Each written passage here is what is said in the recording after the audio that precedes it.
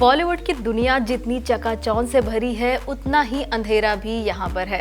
इस अंधेरे की चपेट में कई कलाकार आए हैं और उन्हीं में से एक थी बॉलीवुड की खूबसूरत अदाकारा प्रिया राजवंश।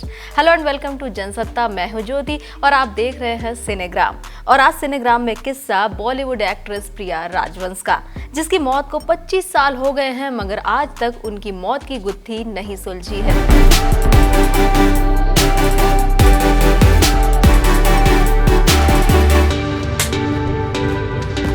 हीर रांझा से मशहूर हुई एक्ट्रेस प्रिया राजवंश जितनी खूबसूरत थी, उनकी असल जिंदगी उतनी ही दर्द भरी थी। जिस बंगले में वो अपने प्रेमी के साथ रही, उनके जाने के बाद उसी बंगले में उनकी हत्या हो जाती है। आइए जानते हैं प्रिया राजवंश की फिल्मों में आने की कहानी और इस दुनिया से जाने की दर्द भरी दास्तान। प्रिया राजवंश एक अमीर घर में पैदा हुई थी। प्रिया का जन्म शिमला में हुआ था। उनके पिता सरकारी अधिकारी थे। उन्होंने अपनी बेटी का नाम रखा था वीरा सुंदर सिंह। वीरा की स्कूलिंग शिमला में ही हुई थी। फिर उनके पिता का ट्रांसफर किसी प्रोजेक्ट की वजह से लंदन में हुआ तो वीरा भी परिवार के साथ लंदन शिफ्ट हो गई। यहाँ वीरा ने लंदन के एक royal academy of dramatic arts में दाखिला ले लिया। वीरा के परिवार का फिल्म इंडस्ट्री से दूर दूर तक नाता नहीं था, मगर वीरा की दिलचस्पी एक्टिंग में थी और ड्रामेटिक आर्ट्स में पढ़ाई के दौरान ही उनके पास मॉडलिंग के ऑफर आने लगे। लंदन के एक फोटोग्राफर की नजर वीरा पर पड़ी। उन्होंने चुपके से कुछ तस्वीरें क्लिक कर ली और लंदन से भारत आए फोटोग्राफर ने ये तस्वीरें फिल्म मेकर ठाकुर रणवीर सिंह को दिखाई। वो वीरा को देखते रह गए। वीरा की तस्वीर देवानंद के भाई चेतन आनंद ने भी देखी और वो वीरा को फिल्म में साइन करने के लिए बेताब हो गए। साल था 1963 और चेतन आनंद भारत चीन के युद्ध पर फिल्म हकीकत बना रहे थे। वो किसी भी तरह से इस फिल्म में वीरा को साइन करना चाहते थे। उनकी मेहनत रंग लाई और एक निर्देशक के बदौलत वीरा से उनकी मुलाकात हुई। वीरा ने फिल्म का ऑफर एक्सेप्ट कर लिया, मगर शूटिंग शुरू होने से पहले उन्हें नाम बदलने की सलाह दी गई, जिसके बाद वीरा बन गई प्रिया राजवंश। हकीकत बनी, रिलीज हुई और हिट हो गई। लोगों को प्रिया राजवंश का काम खूब पसंद आया। डायरेक्टर उन्हें कास्ट करने को बेताब होने लगे। जिस वक्त हकीकत की शूटिंग चल रही थी उसी दौरान चेतन प्रिया की खूबसूरती देख उन्हें दिल दे बैठे। दोनों के अफेयर की खबरें बॉलीवुड में हर तरफ उड़ने लगी।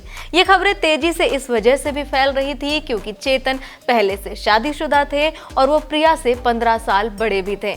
मगर उनकी शादीशुदा जिंदगी अच्छी नहीं चल रही थी और प्रिया के साथ वक्त गुजारना उन्हें पसंद था।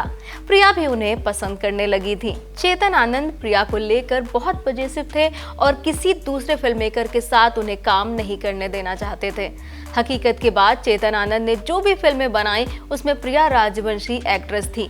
हकीकत के बाद दूसरी फिल्म थी हीर रांझा, जिसमें हीर के रोल में प्रिया को खूब पसंद किया गया।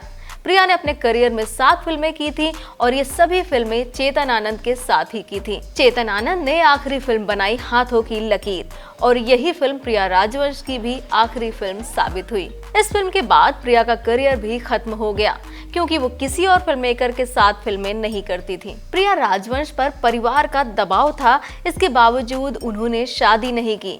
वो चेतन आनंद के जुहू के रुइया पार्क वाले बंगले में उनके साथ लिव इन में रहा करती थी। चेतन की पहली पत्नी से 2 बेटे थे, विवेक आनंद और केतन आनंद।